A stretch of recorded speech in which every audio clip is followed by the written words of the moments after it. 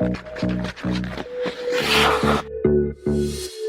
and welcome to Day 12 of the IIHF World Championship, and more importantly, a welcome back to fans. That's right, everyone. We had 2,600 supporters inside the arena to see Latvia face Germany tonight, and we saw drama worthy of crowds all day. Dangerous game the Germans are playing. Here comes Latvia 3-on-1. Abel winds it back, takes a return pass and shoots, scores! Rodrigo Abels. Grigorenko sends it through. Slippershev in front. Voronkov scores.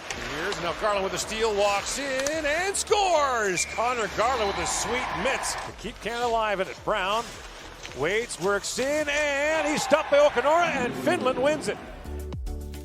Lucas Aykroyd, how are you? I am well, just trying to take it all in. Great way to set up our quarterfinals, right? Okay, I'm going to start things off with a question for you as always, okay? Okay. We're heading into the most exciting portion of the Men's World Championship with the medal round, but I know you also have a longtime passion, which makes me super happy as a former women's athlete, for the IIHF Women's Hockey Tournament. Oh, yeah. How did this passion begin for you? Oh, wow. Well, you got to go back to the 20th century. First time seeing it live, I was a fan. I won tickets to a January 1998 U.S.-Canada women's exhibition game in Vancouver before the Nagano Olympics. Crowd was maybe 14,000. I just remember all the girls screaming when somebody rushed the puck. So 2 years later, I did a Sports Illustrated story about Hayley Wickenheiser, who was training for the Canadian Summer Olympic softball team.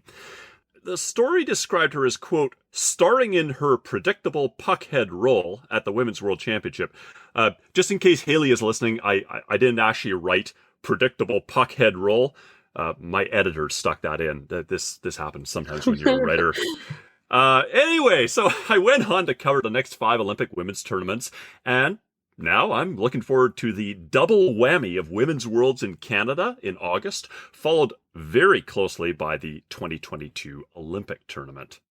So awesome, Lucas. And what has stood out for you along the way? There's these mind-blowing moments where you just ask yourself, did that actually happen?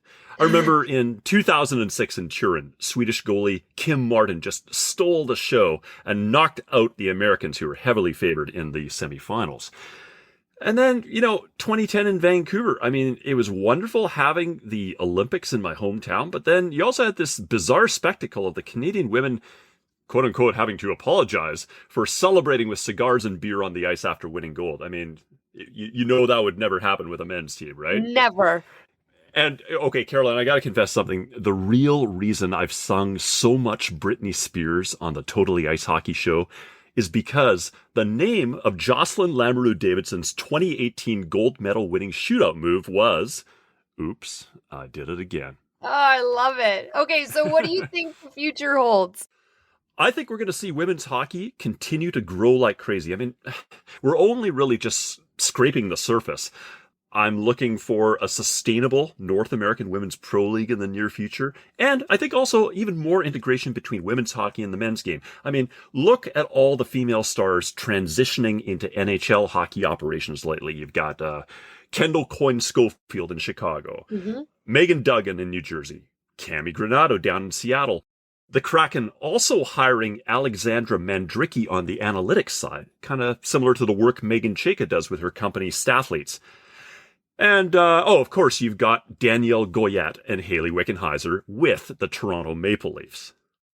Oh, is it too soon to mention Toronto Maple Leafs for Maple Leafs fans? Just hearing that breaks my heart.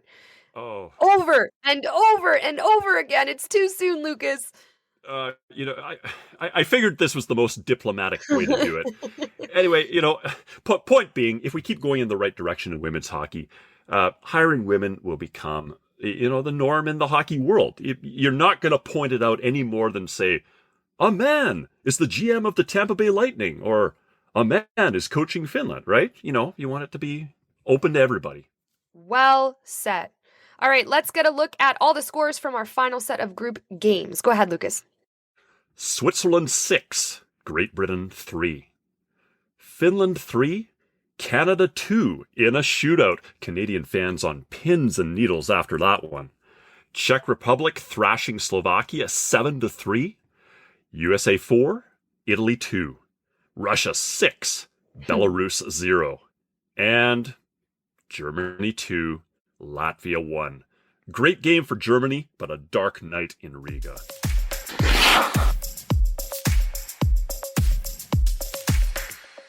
And that's exactly where we start with our game of the day. It goes to Germany and Latvia, and unfortunately, it just wasn't the day for the host nation, not being able to get back and losing 2-1 to the Germans. Fill us in with everything we need to know, Lucas. Gord Miller said it best on TSN. It's heartbreak for Latvia on home ice. You always knew this game was going to be frustrating and painful for one of these teams. Truly a hard-fought game, could have gone either way, but now Latvia has missed the quarterfinals both times it has hosted the World Championships. And it's about little mistakes and missed opportunities. For instance, Jānis Kalniņš getting the nod between the pipes again from Coach Bob Hartley over Matīs Kivlenieks. Now, I don't want to point the finger at Kalniņš, but would he like a do-over on Germany's first goal by JJ Peterka? Bad angle shot? Probably. Then you fast forward to the third period, right? The Germans up by goal, and Jonas Muller and Peterka take back-to-back tripping penalties. Perfect opportunity for Latvia, but they can't convert. All they needed was one goal to take them to overtime, take them to the promised land. No such luck. But you know what, Caroline? This was painful for Germany too. Marcel Nobles, who had the eventual winner 6:40 into the first period, he had to leave after he hurt his arm. German coach Toni Soderholm certainly hoping he'll get back the reigning DEL Player of the Year for the quarterfinals. And then those Germans blocking shots like maniacs on the PK again, right? We remembered this movie from when they beat Canada. So break out the ice bags. As sad as you are for Latvia, though, you've got to be happy for the Germans who claw their way back into the playoffs in the end. Absolutely. Good stuff, Lucas. Okay, let's get to the rest of our recaps, starting with Switzerland and Great Britain. Anything you can do, I can do better. We're not doing this right now, Caroline. Right, I was about to say, no, ladies and gentlemen, this is not an advertisement. This is part of our recap. Yeah, this is not actually Annie, Get Your Gun. We're talking Switzerland, Great Britain, and what I'm saying is I think that song is what Britain's Liam Kirk had blasting in the dressing room before their last game. I mean, look, first, Switzerland's Gregor Hoffmann opens the scoring and takes over the tournament goals lead. Just 37 seconds later, Kirk blazes down the right side and ties it up on a nice snipe from the face-off circle. However, even with Kirk adding another goal for his world's leading 7th, it's Christoph Berchi stealing the show here. Berchi's first goal comes just 13 seconds after Santeri Alatalo, a Finn representing Switzerland, gives them the lead, and then he gets another one 5 minutes later. So, no GB comeback. 6-3 final for Switzerland. Funny note, both teams put in their backup goalies for the third period. I think it's kind of nice. Although I'm sure somebody out there is like, doesn't merit count for anything anymore? Why does everything have to be so inclusive now? Anyway, this is the Swiss executing the way they needed to ahead of the quarterfinals, and the Brits going home with their heads held high. Canada versus Finland. Such a close game between these two teams today, but again, the reigning champs continue to prove what they're still capable of. Objectively, Caroline, a Finnish shootout win was kind of a fair and expected result here. In 2019, Finland, remember, they defeated Canada in both the group stage and the gold medal game. In fact, the last time the Finns lost to Canada was 5-2 in Paris back on May 16, 2017. But you know what? Full marks to Canada for coming out hard. Shots 18-5 for Canada in the first period. That forced Finnish goalie Jussi Alkinvuora to be at his best. Of course, we also got to give props to Canada's Darcy Kemper, who later dove to stop the puck and poke it away when Atte Ohtama's dump-in took a weird bounce off the sideboards and almost drifted into an empty net. And, Canada got the secondary scoring we said they needed from Brandon Peary and Maxime Comtois. It's just too bad for them that Arttu Ruotsalainen brought his A game with 2 goals and the shootout winner. But of course, fortunately for Canada, Germany saved their bacon, putting the Canadians into 4th place with the regulation win over Latvia. And of course, that is Canadian bacon. Of course, I was about to say, who doesn't love some good Canadian bacon? Except for all our vegetarian listeners out there. Yes, absolutely. Okay, the Czech Republic made a big statement after beating the Slovaks 7-3, and they keep that winning streak alive and well. Oh, there are no words. There are, but this just isn't the way Slovakia wanted to play in a rivalry game, even if it's just for quarterfinal seeding, right? Filip Zadina exploited the Slovak mistakes ruthlessly to score and set up the first 2 Czech goals in this romp. Czechs on a roll right now, 5 straight wins. So much positive energy for coach Filip Pisán's team, but both teams with tough quarterfinal matchups coming up. Here's what Slovak coach Craig Ramsey said about how much his team needs to cut down on turnovers. Boy, oh boy, it's a number one point, I think, in every speech before every game and practices, etc. No neutral zone turnovers especially. But we just seem to love to make passes at the red line, lateral passes, and at the offensive blue line. I don't know why we're not content to chip and chase. When we do it, when we chip it in and we go after teams, we can be very effective because I feel we have good speed. Okay, up next, the Americans are at the top of Group B after their 4-2 win over the Italians. This one, I feel like everyone might have expected. So give us all the deets. The U.S. followed the template we talked about yesterday, grabbing that juicy 3-0 lead with a whopping 19-2 edge in shots in the first period. And then, well, you know how hockey players love to talk about burning fossil fuels? As in, we kept our foot on the gas pedal. Well, the Americans deviated a little bit from that to allow Italy back into the game at 4-2, but no biggie really. Mission accomplished, first place in the group, and a tip of the hat to Italian goalie David Fadani with 39 saves on 43 shots. Wow. Italy needs every positive it can take from this experience heading into 2022. Absolutely. And last but not least, let's talk about the 6-0 blowout in the Russia-Belarus game. Well, the Russians did the same thing as the Americans in the first, just a little more extreme with a 5-0 first period lead. 2 goals allowed on just 3 shots against Belarus goalie Konstantin Shostak before he got pulled. For the Russians, Nikita Nesterov and Mikhail Grigorenko both on fire with 3 points apiece. You know, this is just exactly what you'd expect from Coach Valeri Bragin's team in this situation. Taking command and taking first place in the group.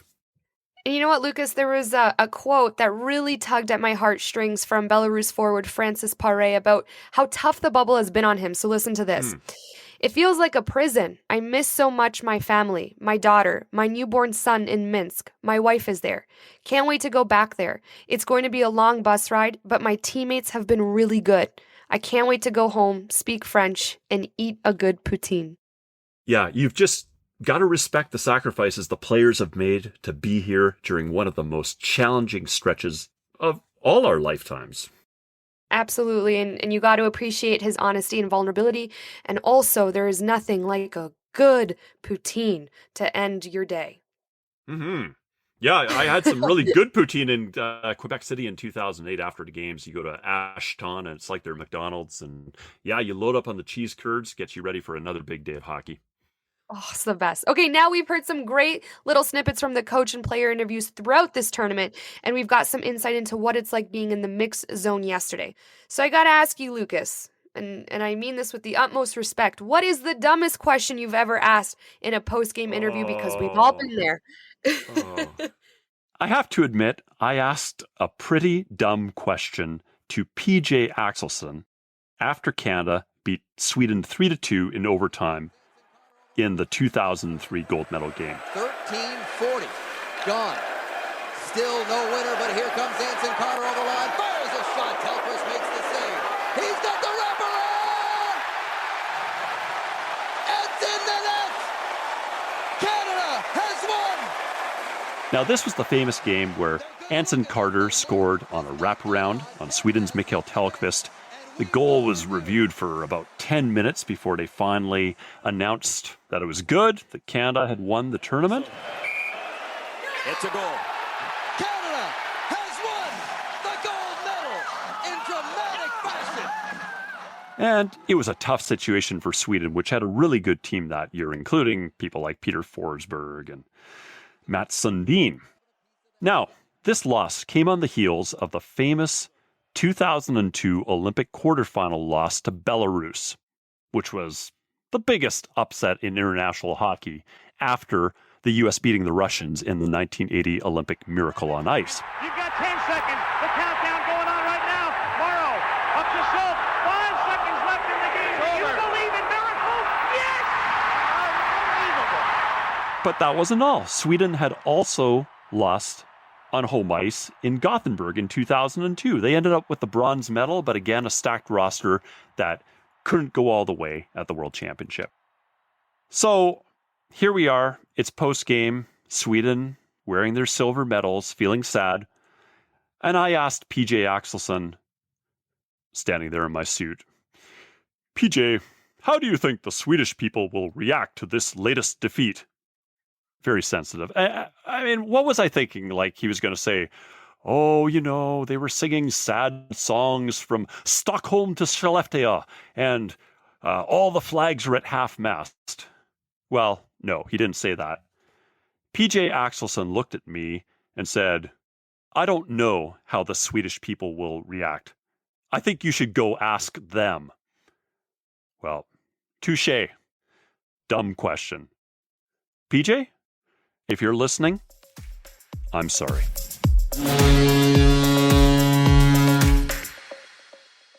It might be a rest day for players tomorrow, but not us on the Totally Ice Hockey Show. We'll be here to give you a comprehensive preview ahead of Thursday's quarterfinals.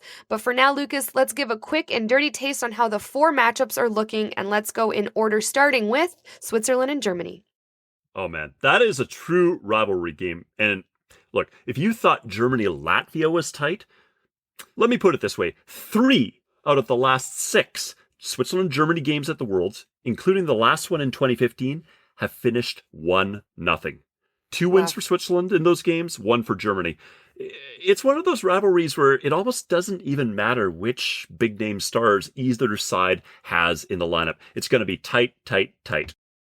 USA versus Slovakia. Well, we're looking at 2 teams trending in opposite directions, and it's hard not to like the Americans here with 6 straight wins, right?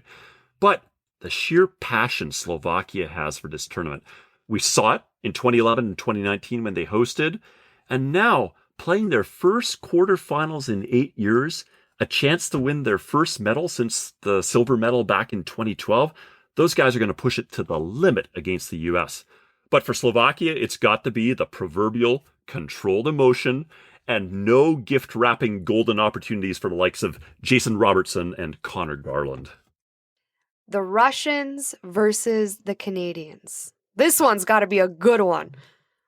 Well, this is an all-time classic. And Yep.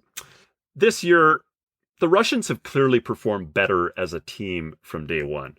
And now they got Tarasenko, Grigorenko, maybe Sergei Bobrovsky will make an appearance in goal. They have a higher class of player, relatively speaking. But you never underestimate the Canadian willingness to dig down against Russia. Every one of Coach Gerard Gallant's men wants to be Paul Henderson or Mario Lemieux. You know, you get that one big goal against the Russians, it changes the entire narrative of this tournament. And of course, we've seen stacked Russian teams get caught napping before. Just look at 2019. Finland knocks them off 1-0, right? For me, this is the marquee matchup among the quarterfinals. Lastly, Finland versus the Czech Republic. Finnish coach Jukka Jalonen was very calm about settling for second place in the group. He knows this is where the real tournament begins. And he knows his defending champions are well positioned to play any opponents. You look at Anton Lundell and Arttu Ruotsalainen just getting better every game. And obviously they've got lots of experience behind them. So I think we're going to see a lot of play in the neutral zone, fairly cautious. The Czechs, as well as the Finns, both waiting for the other side to make a mistake. So who's going to defend better? We're going to see. I'd say slight edge to Finland here, but I could also see this Czech team going through. So prepare to hold your breath. Don't listen to Lucas Aykroyd, everyone. Don't do that for too long. No, if you start turning purple, then, that's out of line. Thanks, everyone. That's a wrap for this episode of the Totally Ice Hockey Show. Lucas Aykroyd and I love doing this every single day, and we'll see you tomorrow with another fantastic episode. Yeah. Woo.